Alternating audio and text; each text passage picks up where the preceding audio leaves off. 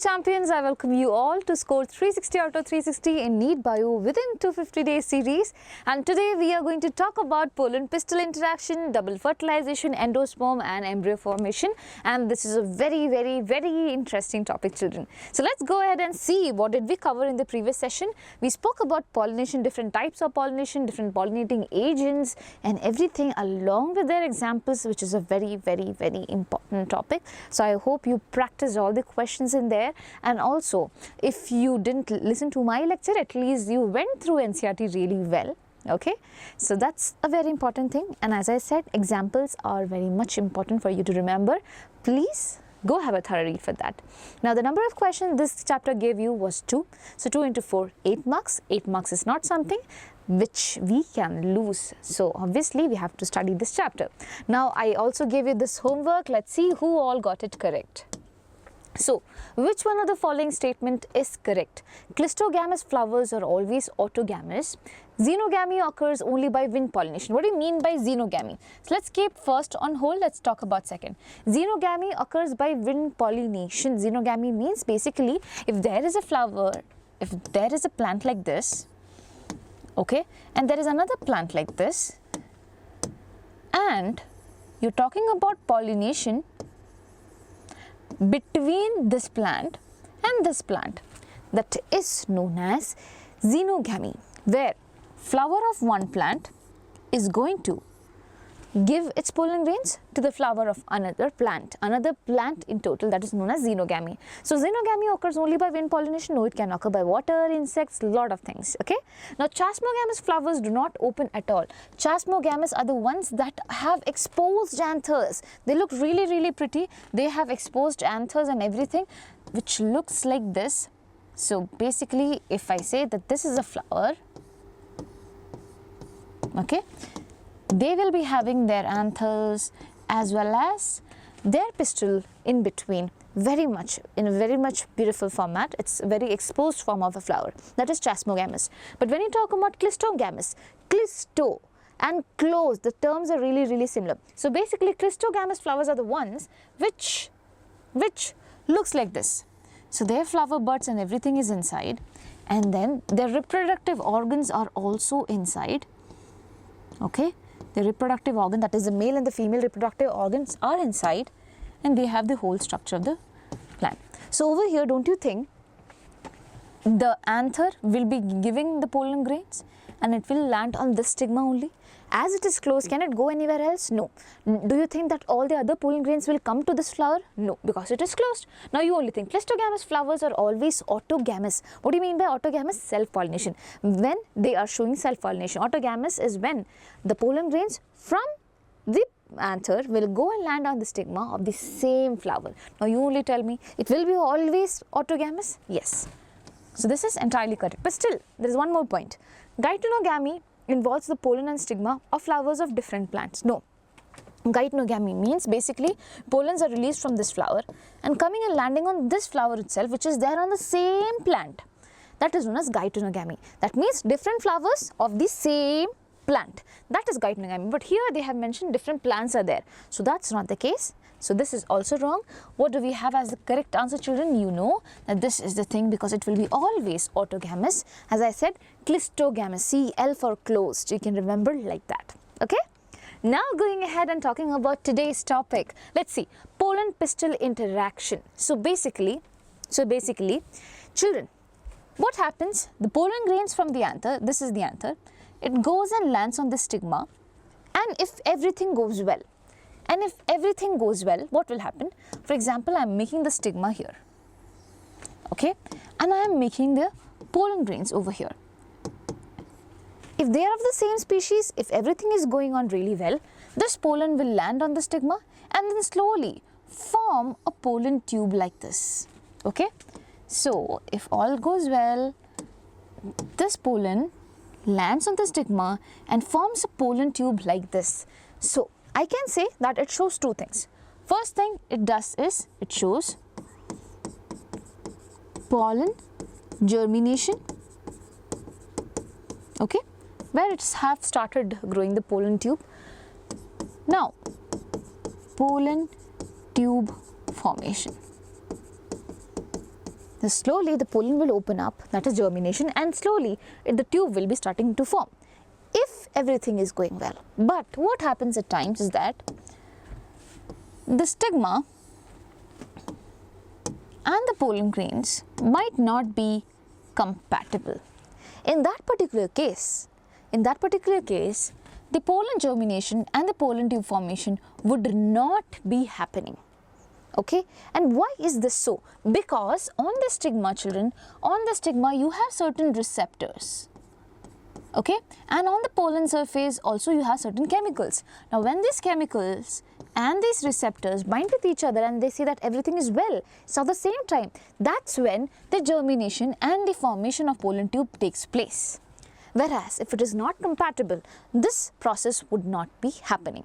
Okay, so basically there is a chemical coordination. There is a chemical coordination that is needed for this process or these two processes to happen. Okay, now one more thing, it's not like if the plant is of a different species then only this incompatibility could come. So I'll write if plant is of different species, then obviously this has to occur, but there's also one more thing. If plant is self-incompatible, then also this can occur. What do you mean by that? These are the reasons. Okay, one can be it is because of different species, one can be because it is self-incompatible. What do you mean by self-incompatibility? As in, the pollens from here go lands on the stigma, same thing repeats. There are so many times the self-pollination has taken place. Now at this point of time, plants, they experience something which is known as inbreeding depression, children.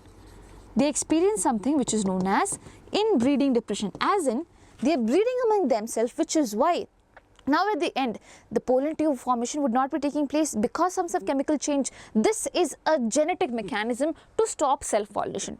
So plants exhibit a genetic mechanism, that is self-incompatibility, okay, where some genetic changes are there such that the pollen grains of their own plant body would not be accepted, because it leads to inbreeding depression where they won't be getting viable seeds. What do you mean by viable seeds? The seeds that would germinate further and grow, make a new plant. So this would not be happening. This would not be, even if fertilization took place, this would not be happening. They won't be having viable seeds.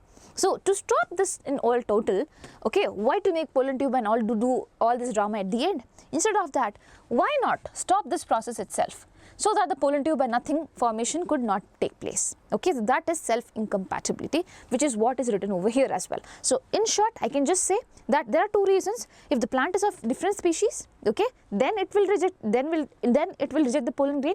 And also if the plant itself is self-incompatible, the pollens are pollen and the pistil is self-incompatible, does not want self-pollination to occur because it wants to stop inbreeding depression, which would lead to non-viable seeds, which would lead to what? Non-viable seeds. So we do not want that. Okay, now what is happening over here? There is a chemical coordination that is happening over here in between the pollen as well as the stigma. Now if everything goes well, pollen germination will happen and the pollen tube formation will happen. That's all. Okay, so I will read it out for you. Pollination does not guarantee the transfer of right type of pollen, or otherwise probably all the flowers would be giving new flowers. It's not like that. Okay, we cannot take any other random pollen from there. They have to be of the same species and things like that. Now often pollen of the wrong type, either from other species or from the same plant, if it is self-incompatible, also lands on the stigma. The pistil has the ability to recognize the pollen with the help of what? The receptors, children. Whether it is of the right type, that is compatible, or if it is of the wrong type, that is incompatible. If it is of the right type, the pistil accepts the pollen, promotes post-pollination events. What do you mean by post-pollination events? Germination and pollen tube formation. If the pollen is of the wrong type, the pistil rejects rejects the pollen by preventing the pollen germination on the stigma or the pollen tube growth in the style. This is the style, and this particular thing that you see, the landing surface, is the stigma. The ability of the pistil to recognize the pollen followed by its acceptance or rejection is the result of continuous dialogue between the pollen grain and the pistil. This dialogue is mediated by chemical components, children. There are so many hormones, so many chemicals that are being released over there of the pollen interacting with those of the pistil. It is only in the recent year that botanists have been able to identify some of the pollen and pistil components. That's all in the pollen-pistil interaction. Okay. Now going ahead, we have pollen tube formation. So talking about pollen tube formation, I have to come over here. Let's make the stigma, the style, and our dearest little ovary. Okay. And what do we have over here? Basically, if we talk about the pollen, okay, if we talk about the pollen, I'll make over here. So this is a pollen grain, and this pollen grain has a cell floating inside another cell. So this cell that you see over here, which is floating inside another cell that you see over here, okay, this cell's name is generative cell, and this cell's name is vegetative cell. We already studied it while we were talking about microsporangium, right? Now over here, this is a plasma membrane.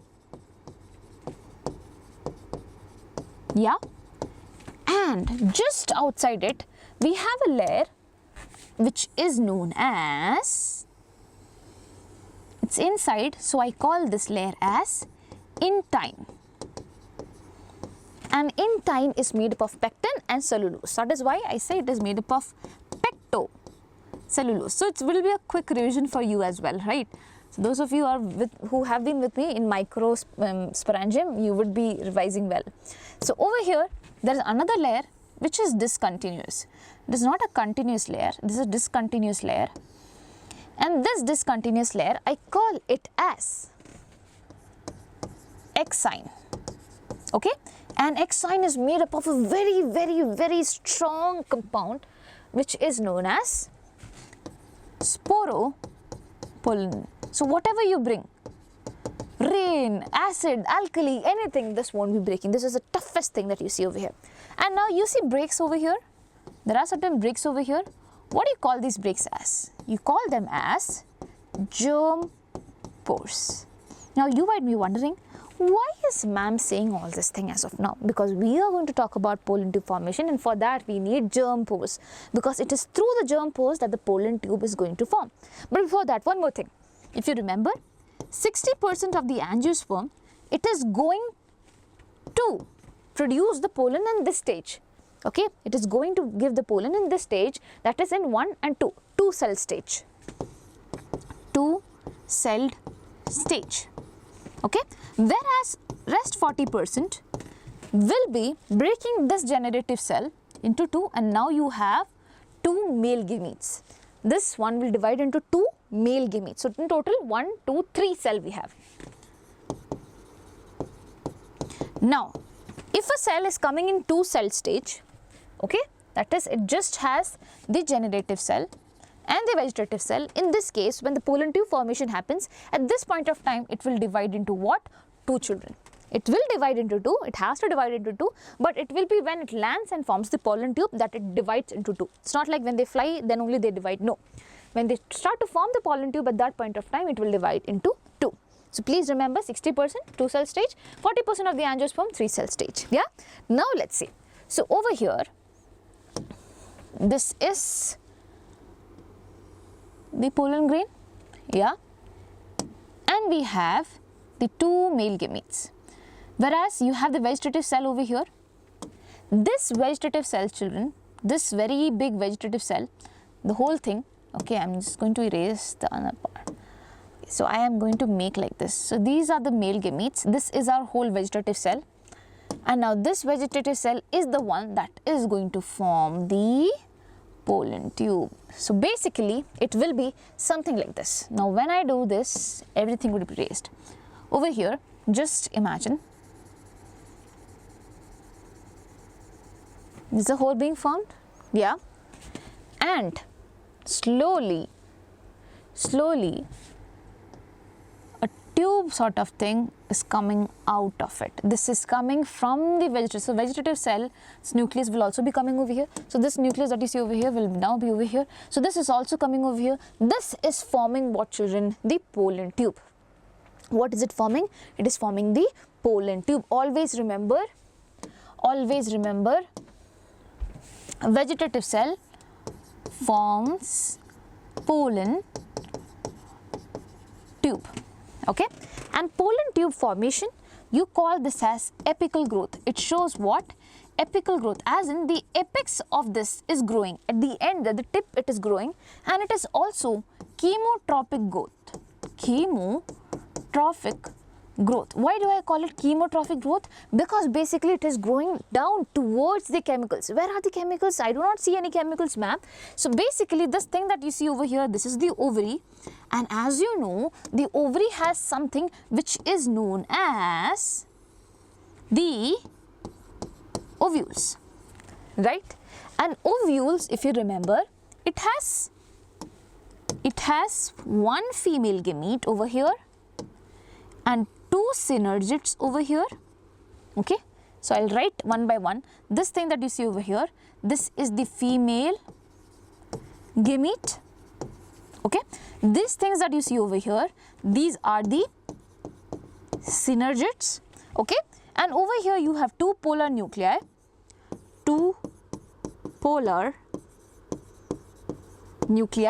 and then you have three cells over here as well, and these cells are known as antipodal cells. Antipodal cells. And outside the ovule you have one more. Okay, so basically you have two integuments. That is basically the covering. But this covering is absent over here, and this area is known as micropyle area. We studied all this thing, right? Now children, listen to me very carefully. The pollen tube comes, and I said it's a chemotrophic growth because the synergids that you see over here, the synergids which we have not mentioned over here, which is very much important, okay? Synergids, they release the chemicals such that the pollen tube can come towards them. And the pollen tube come towards them, and what are they carrying? They are carrying the two male gametes. So basically, once the pollen tube comes over here, okay, and who is the one that guides the pollen tube inside? The synergids. But what do the synergids have to guide the pollen tube inside? Basically, they release chemicals, but they also have some appendages like this, some hand-like appendages over here, which you call as filiform apparatus. So, synergids have something which is known as filiform apparatus, which is now going to guide the pollen tube towards one of the synergids, and this particular synergid that you see over here, it will get degenerated. What will happen, children? This will get degenerated. It will degenerate itself, and now you just have the male gametes over here. This black thing that I made, 1 and 2, they are the male gametes. Okay. Now, one male gamete will fuse with the female gamete. I am writing one male gamete, okay, fuses with the female gamete, and this fusion will give rise to zygote. Okay, tada! The first fusion is done, and this is known as what, children? Zygote. And this procedure, this process that you see over here, it is a very important process. You call it syngamy, or you also call it fertilization. So this is known as syngamy, or you call it fertilization. This is the first fusion that is happening between one male gamete and the female gamete. What happens to the next male gamete? The next male gamete that you see over here comes and fuses with these two polar nuclei. So next male gamete comes and fuses with two polar nuclei that is present over here. So two polar nuclei belongs to the cell that is over here. So basically, I don't know if I will be able to highlight since it is, okay, wait. Nothing is visible, right? Is it visible? No, it is not visible. What can I do for making things visible? Nothing can be done. Okay. Anyways, I'll tell you like this only. Listen to me very carefully. This particular cell, where is it? This whole cell that you see over here, come on. This whole cell that you see over here, from here to here, except the antipodal cells and them, you call this central cell, and central cell has two polar nuclei. So the next male gamete is going to fuse with the two polar nuclei of the central cell. So I am going to write it over here.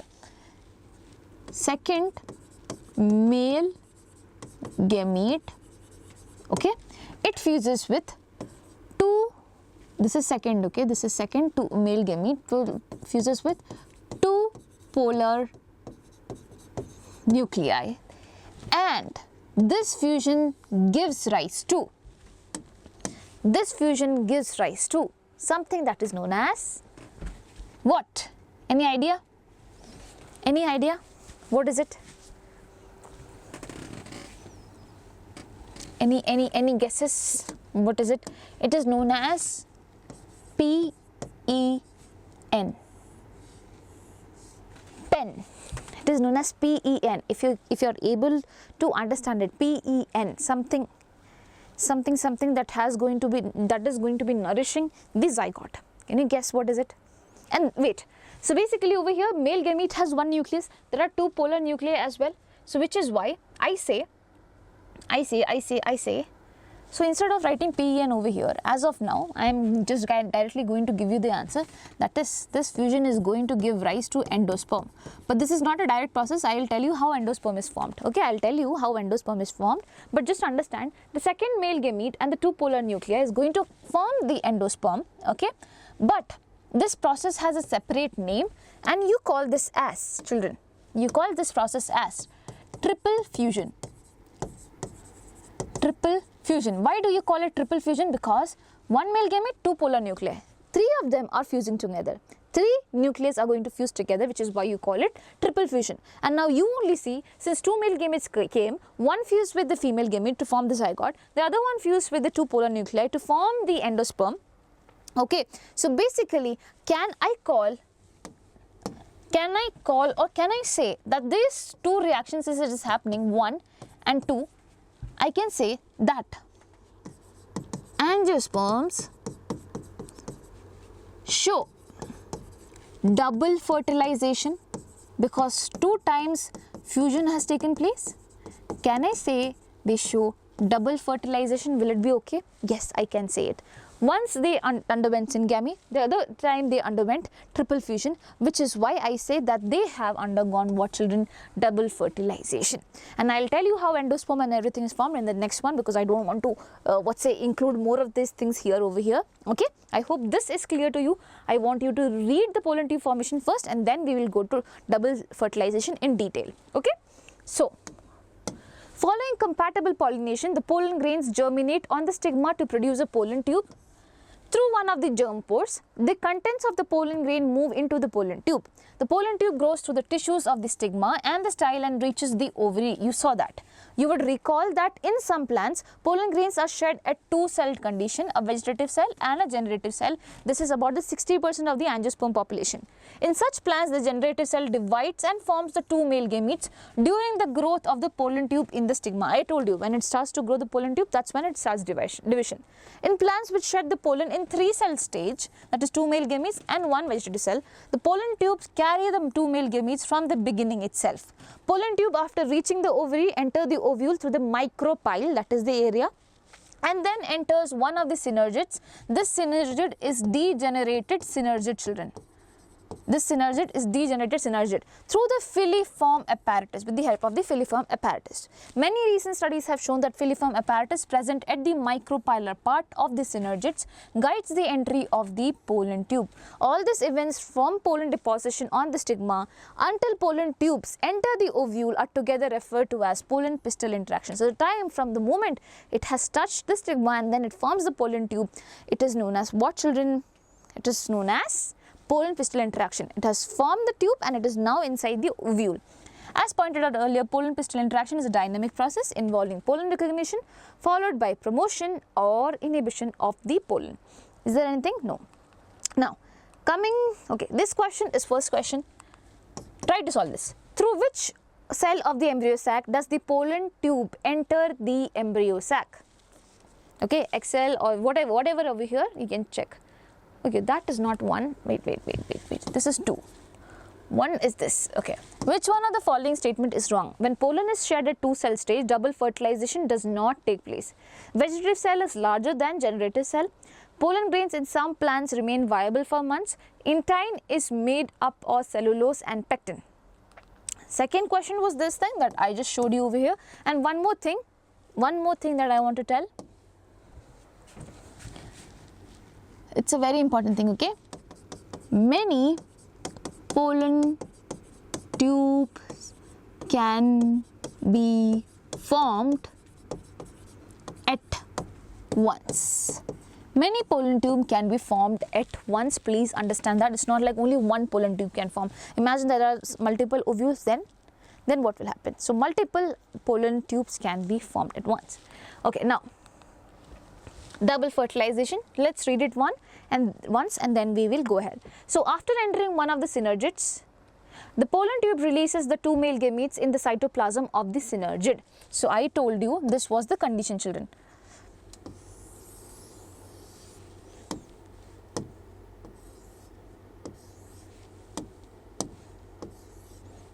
This is the female gamete, this is the primary nucleus, and these are the antipodal cells. Okay, the pollen tube came, it gave the male gamete over here. This was a degenerated synergid, it got degenerated. This is degenerated synergid. Okay, so now one male gamete fuses with the female gamete. Okay, male gamete fuses with female gamete. What does it give? It gives zygote, and this zygote, children, later with all the nutrition and everything, it will be forming the embryo inside the ovule itself, inside the ovule. At this point of time, when fertilization has taken place, now you call this as a seed. Now what do you call it as? You call this as a seed. What was it, children? It was an ovule. Now when fertilized ovule is there, when the ovule is fertilized, okay, basically when the female gamete is fertilized, you call this a seed. And this particular process that you see over here, what did I say? What was the name of this particular process? As syngamy or fertilization. This is the first process that is happening. Now the other male gamete fuses with these 2 polar nuclei of the central cell. Now what will they form? This will give rise to sins. Okay, I'll write it. Okay, I'll write it. Next, male gamete fuses with 2 polar nuclei, and what is it forming? It is forming something that is known as PEN, that is primary endosperm nucleus. So it is going to form something that is known as primary endosperm nucleus. All the 3 nucleus coming together, it forms primary endosperm nucleus. But this primary endosperm nucleus is a part of a whole cell, that is a central cell, which is not central cell anymore. It will be known as primary endosperm cell. So what is it? Primary endosperm cell. This primary endosperm cell is now going to form endosperm deer. And what is endosperm? Endosperm is that something which would be providing which would be providing nourishment to the zygote. So this is that something that provides what, children? Nourishment to zygote. Agreed? Done? And one more very important thing. What do you call this process as? Where the 3 nuclei are fusing together. What do you call this process where the 3 nuclei are fusing together? You call it triple fusion. Now since this has happened, this also has happened, so this is 2, okay. So basically over here I am writing, where should I write? Okay, syngamy plus triple fusion, that is 2, gives you something that is known as double fertilization. This is known as, children, double fertilization. Okay, so now I think you should be reading it. So after entering one of the synergids, the pollen tube releases 2 male gametes into the cytoplasm of the degenerated synergid. One of the male gametes move towards the egg cell, done, okay, and fuses with its nucleus, thus completing the syngamy, done. This results in the formation of a diploid cell, that is zygote. Now you remember, egg cell was haploid, female gamete was haploid, and the male gamete was haploid. Together, when they come, they are going to form something diploid, that is 2N. The zygote now that is being formed is what, children? Diploid in nature. Okay, it will be diploid in double the number of chromosomes. So we halved it before forming of gametes. Now it's totally fine. The other male gamete fuses moves towards the 2 polar nuclei located in the central cell, that is this thing, and fuses with them to produce triploid primary endosperm nucleus. So over here, male gamete has n number of nucleus.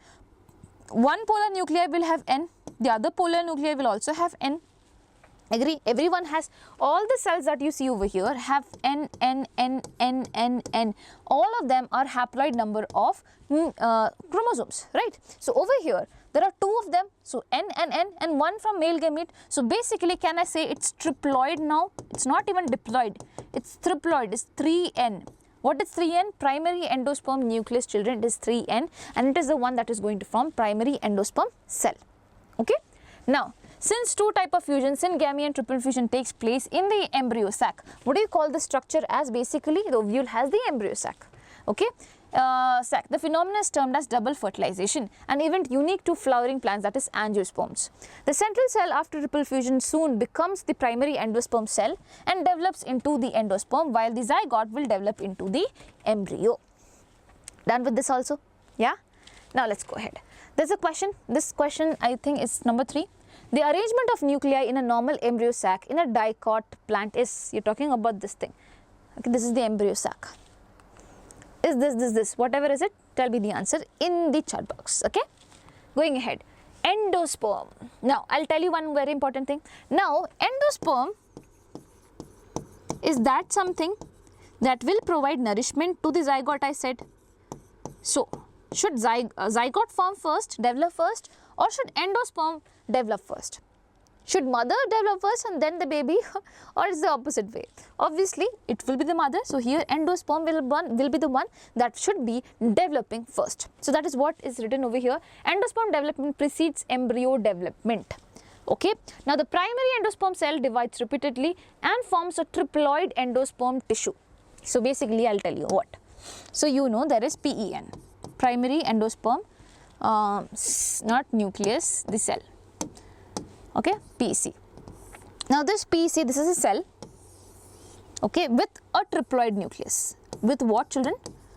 A triploid nucleus. This cell will undergo division, form a tissue.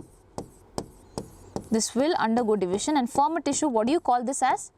Primary endosperm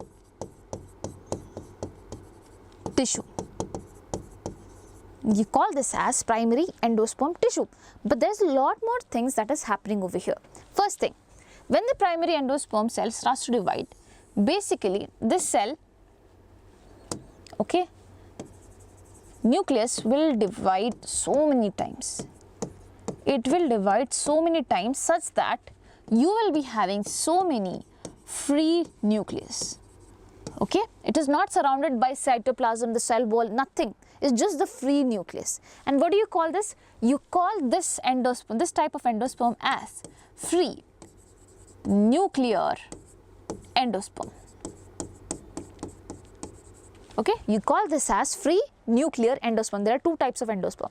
One is this type of endosperm where just the nucleus is, the cell is dividing, basically the nucleus is dividing, but the cell is not being formed over there. Later on, what will happen? Is it there? Is it there? Yes. Array? Sorry. Now, later on, what will happen? The cell wall will be forming around each of them and they would be getting cellularized. So, now it will be known as cellular endosperm. Cellular endosperm. So, it can be free nuclear endosperm or it can be cellular endosperm. Now, if you still didn't understand, let me try to explain you with this paragraph. So, the primary endosperm divides repeatedly and forms a triploid endosperm tissue, I told you. So, this is a triploid endosperm tissue that is being formed over here. I wrote primary is the same thing itself, okay. Now, the cells of this tissue are filled with reserve food materials and are used for the nutrition of the developing embryo. In the most common type of endosperm development, the PEN undergoes successive, that is the nucleus undergoes successive nuclear division to give rise to free nuclei. This stage of endosperm development is known as free nuclear endosperm, where the nucleus has just divided. Subsequently, what will happen? Slowly, cell wall formation occurs and the endosperm becomes what? Cellular, like this. The number of free nuclei formed before cellularization varies greatly. It can be different for different plants. Now, over here, if you have drank coconut water, what is coconut water? Coconut water is filled with this free nuclear endosperm itself. It's just so many nuclei over there. And the white kernel that you eat, okay. So, white kernel basically which you eat over here. So, this is coconut, okay, and there is a white part that we all eat. This white part is what, children? This is cellular endosperm, and the water thing that you see is what? Free nuclear endosperm. Slowly, in some coconut, if you might have seen, if you shake it, the voice won't be coming. Basically, all the water, the free nuclear endosperm has formed the cellular endosperm. Now, after the cellular endosperm is formed, if everything has gone well, then probably it will form the embryo as well. It will help in the development of embryo, but we do not wait for that. And some people are there who eat the embryo as well. If you have not seen the embryo of coconut, you should be googling it once. That's a small task for you, but it will be really interesting.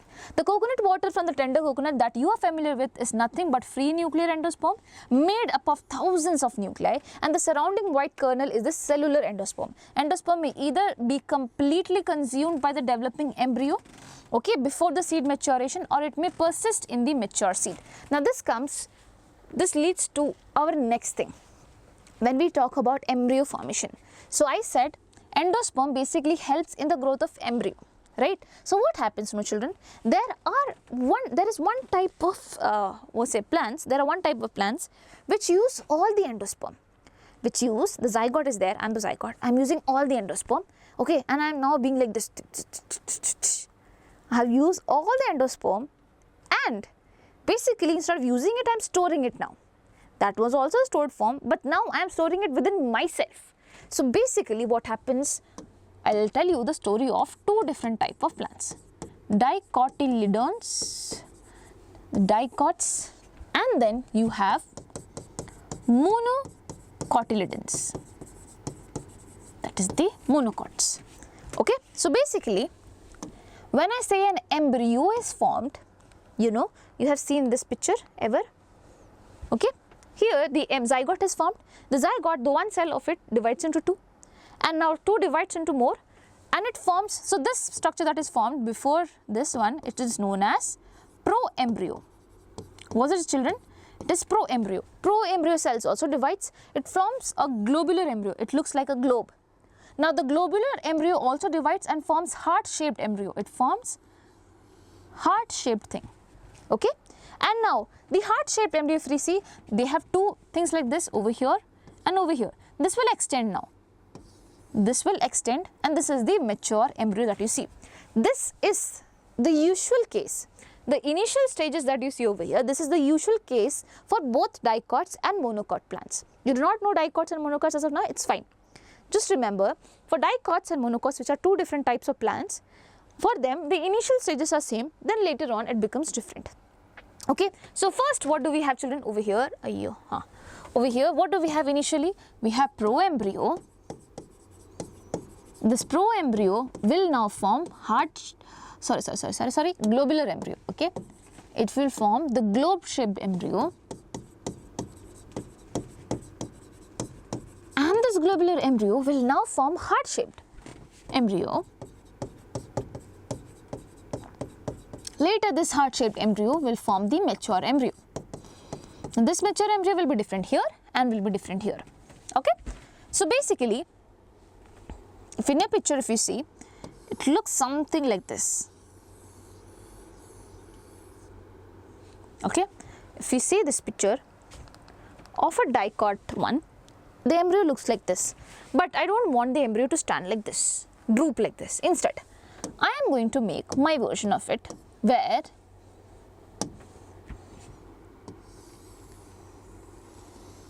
there is something like this, then there are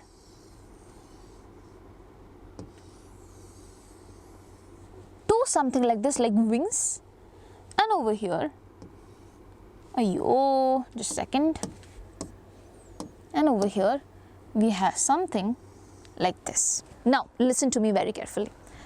This thing that you see from here to here, this is known as the embryonal axis. Okay, these two things that you see over here, like flap like things, okay, these are our cotyledons. I told you that basically taking nutrition from the endosperm, they are storing something in themselves. Okay, and this storage thing that is present over here, they are known as cotyledons. So they took dicots, they took all the endosperm, okay, they took all the endosperm, and now they used it for making the cotyledons. Okay, now the area above the cotyledons, you call this area as epicotyl. Okay, and the area below the cotyledons, you call it hypocotyl. Okay, epicotyl ends in a region which is known as plumule, and this plumule will be the future shoot. Whereas if you see the end over here, this thing that you see, okay, at the end of the hypocotyl, you have radicle, which is the future root. Now this radicle, or basically the future root, is actually covered by something to protect it, and this covering is known as root cap. This is the structure of dicotyledonous embryo. Later this will form into the shoot and this will form into the root. This cotyledons basically will be helping in the nourishment of its formation in this particular stage. Okay, now I call these type of seeds which have this type of embryo as where should I write it? It's very important thing. Okay, I'll write it here. Non-albuminous seed. I call them as non-albuminous seed, basically, or non-endospermic seed. So the seed in which they are in, basically the ovule, it's surrounded by this particular layer, right? It does not have endosperm because all the endosperm is being utilized for the formation of cotyledons, which is why they are known as dicots. Okay, and they are known as, the seeds are known as non-endospermic or non-albuminous seeds. What are the examples? You need to know the examples. The pea, groundnut, gram, all of them, they are dicotyledonous. Okay, all of them, children, they are dicotyledonous embryos. Okay, because you can break them into two. If you have seen pea and all, you can break them into two parts. These are cotyledons. Okay, if you put it in water and all, it will slowly germinate. What is germinating? This is the plumule and the radicle is germinating. Okay. Now if we talk about monocotyledons, the story is kind of different there. So monocotyledon, mono as in one, di as in two. So over here they just have one cotyledon. So you see this is the embryonal axis and they will have a cotyledon like this, just one cotyledon. Same region as I said before, this will be epicotyl, this will be epicotyl, this will be hypocotyl. Okay. They will also have plumule. They will also have something like this, which is known as plumule, and something like this, which will be known as radicle. And below the radicle, they will also have the root cap. Now, for this single cotyledon that they are having, they are saying, I have one cotyledon. So obviously, it should be really famous among all of them. So they have kept a name for this cotyledon as well, and this name is very much important for you to remember. It is known as scutellum. It is known as, children, scutellum.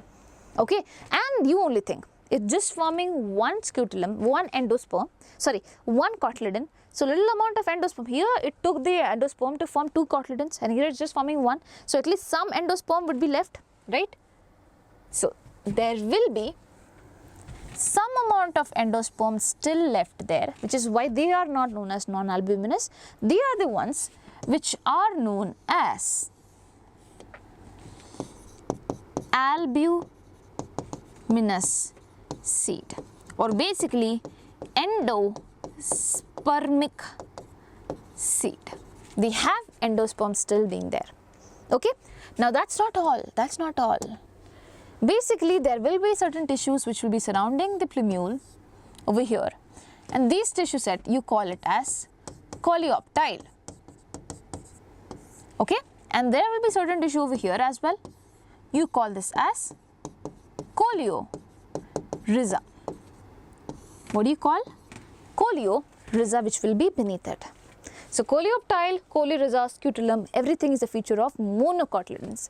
Now can you think of monocotyledons? What examples can you think of? Wheat, barley, rice, castor, all of them, they are monocots.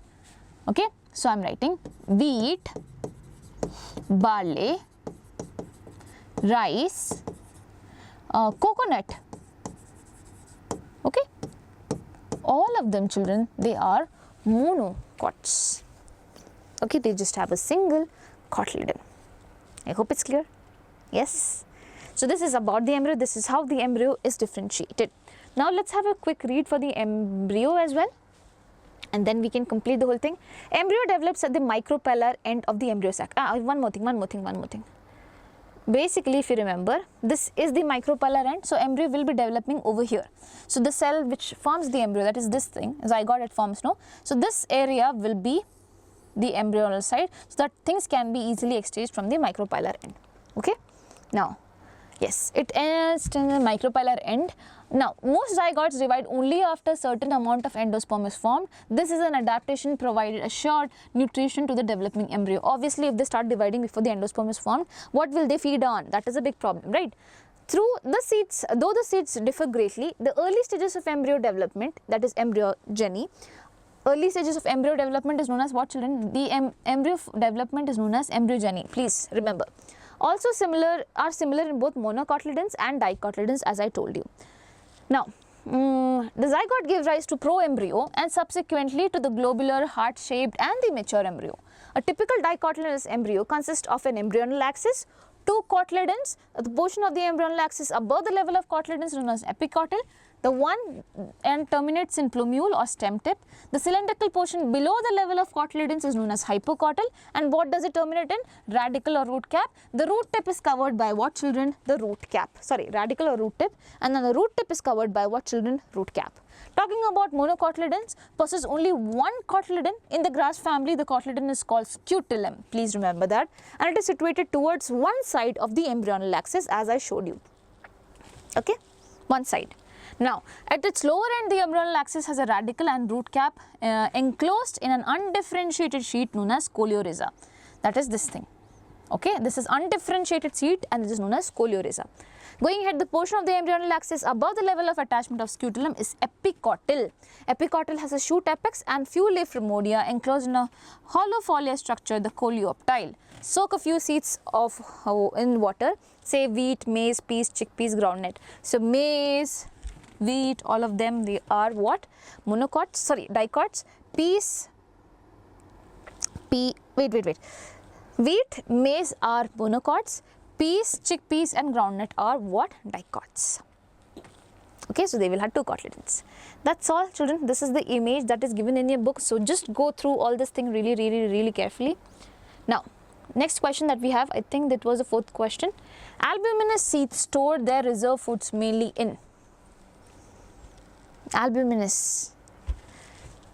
You think. Which one of the following statements regarding post-fertilization development in flowering plants is correct? Post-fertilization development. Oh, did I talk about this?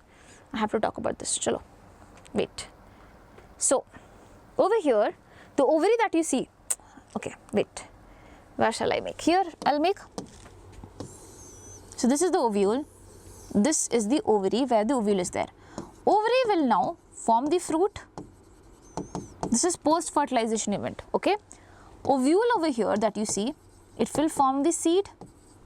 Okay, and the seed will definitely have inside it the embryo. So ovule will become the seed and the seed will have the embryo. Okay, these are all post-fertilization event. Now, coming to this question. Which one of the following statements regarding the post-fertilization development in flowering plants is incorrect? You have to tell that. Now, let's try to solve each of them. Which one of the following statement is wrong? When a pollen is shed at two-cell stage, double fertilization does not take place. First statement is itself wrong. You only tell me double fertilization means one male gamete has to go fuse with the zygote, other male gamete has to fuse with the two polar nuclei. Now, if the pollen is shed at two-cell stage, can't it divide later on when it lands on the stigma and forms the pollen tube? That's the whole concept, right? When the pollen is shed in two-cell stage, it goes, lands on the stigma, forms the pollen tube, now divides the generative cells into two. And then obviously it does double fertilization. So this is basically wrong. I don't even have to go read the other, but still we will read. Vegetative cell is larger than generative. Wrong. Vegetative is smaller. Okay. Sorry, that is right. Vegetative is larger than generative cell. My mind is gone. Okay, now pollen grains. Wait. This is correct, okay? Correct. Pollen grains in some plants remain viable for months. Yes, pollen grains sometimes they remain viable for months, sometimes they just don't remain viable at all. It's just 30 minutes and all. We studied about it. Try to remember what did we study. Okay, we have studied about it. Now, intine is made up of cellulose and pectin. I told you pectocellulose, so it's correct. Now, through which cell of the embryo sac does the pollen tube enter the embryo sac? You tell me. It's the synergid. Is the synergid, and what type of synergid? Degenerated synergid. Okay, so basically filiform apparatus are there. It takes the pollen tube inside, and now this particular synergid which is there, it dies off. It's degenerated synergid. Okay, I told you. Now, the arrangement of the nuclei in a normal embryo sac in a dicot plant, basically 1, 2, 3. 3 nuclei. One is the female gamete, the other one is the synergids. So 1, 2, 3 nuclei is there. 2 polar nuclei is there, and then again 3 nuclei is there in the of the antipodal cells. So 1, 2, 3, 2 and 1, 2, 3. So 3, 2, 3 is the correct answer. This is the correct answer, children. Okay. Now, albuminous seeds store their reserve food mainly in albuminous, the ones that have the endosperm. Where are they going to store their reserve food mainly in? Endosperm, cotyledons, hypocotyl or perisperm? You tell me. You tell me, children. Albuminous seeds are the ones that has the endosperm still there. So it will be forming in the endosperm itself. Okay? And non-albuminous are the ones that does not have endosperm. They will be storing in cotyledons. Going ahead, which one of the following statements regarding post-fertilization development in flowering plants is incorrect? What is incorrect? So, ovules develop into embryo sac No children, it is not post fertilization, it occurred before fertilization itself. Before fertilization we need embryo sac. So ovules not develop into embryo sac, rather develops into a seed. So this is wrong. So first statement is itself incorrect. So this is the correct answer. Ovary develops into fruit is correct. Zygote develops into embryo, that is also correct. Central cell develops into endosperm, that is also correct. This is wrong. Okay. So just a second children, I have to switch off the AC. Okay. Now going ahead, just a second, where is it? One question for you. So I have a little homework for my dear children. Please do this question. In cereal grain, the single cotyledon of the embryo is represented by what? Coleoptile, coleorhiza, scutellum, profile. That's a task for you. You can give the answer today itself in the comment section. Okay, I'll be really happy to read down your answers of all the questions that you did, children. I am a very proud teacher when it comes to children. I am a very proud teacher if you answer really, if you just attempt. I am not saying you have to answer the correct one always. You can just give a try, it's more than enough for me. Now if you think that this particular video or the videos which we are publishing is really useful for you, then do not forget to subscribe our channel, that is Disha Karnataka, and if you like the video, do not forget to comment it down and make me happy as well. And I hope that you all are doing really great and you all are happy little children. So that's all children, God bless you all, bye bye, take care.